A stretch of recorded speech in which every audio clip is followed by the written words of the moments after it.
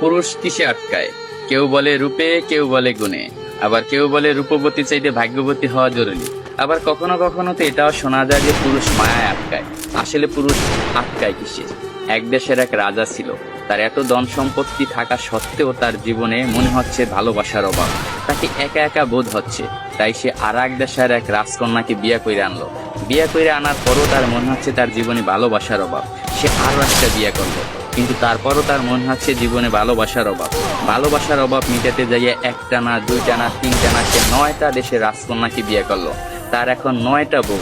তারপরও তার মনে হচ্ছে জীবনে ভালোবাসার অভাব। এট লাস্ট সে তার প্রধান দাসীর প্রেমে পড়ে গেছে। 9টা বউ থাকা সত্ত্বেও রাজা যখন দাসীর প্রেমে পড়ে গেল, এটা সমাজ মায়া নিল না। তার বউরা তো একেবারেই নিল না। তার বউরা রাজাকে প্রশ্ন করলো, এমন কি জিনিস আমাদের ভিতরে নাই যেটা ওই দাসীর ভিতরে আছে? আপনার যদি বউ দরকার হয়, আপনি অন্য কোনো রাজার মেয়েকে বিয়ে করবেন, আপনি দাসীকে কেন বিয়ে করবেন?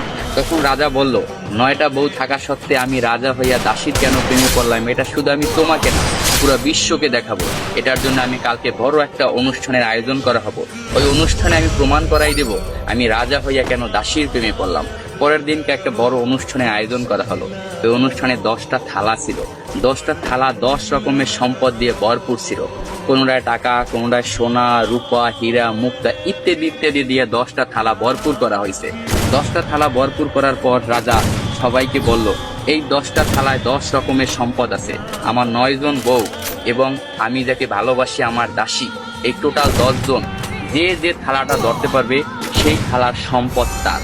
এই কথা শোনার সাথে সাথে তার যে 9টা বউ ছিল দৌড়াইয়া যাইয়া এক একজনে এক একটা থালা ধরলো, কিন্তু তার যে দাসী সে দাঁড়াই ছিল, সে কোনো প্রকার থালা ধরলো না। তখন রাজা প্রশ্ন করলো তার দাসীকে, কি হলো, তুমি সম্পদ কেন ধরলা না? আমি তো বইলাই দিছিলাম যে যে যে থালা ধরতে পারবে সেই থালার সম্পদ তার। তখন দাসী বলল, কে বললো আমি ধরি নাই?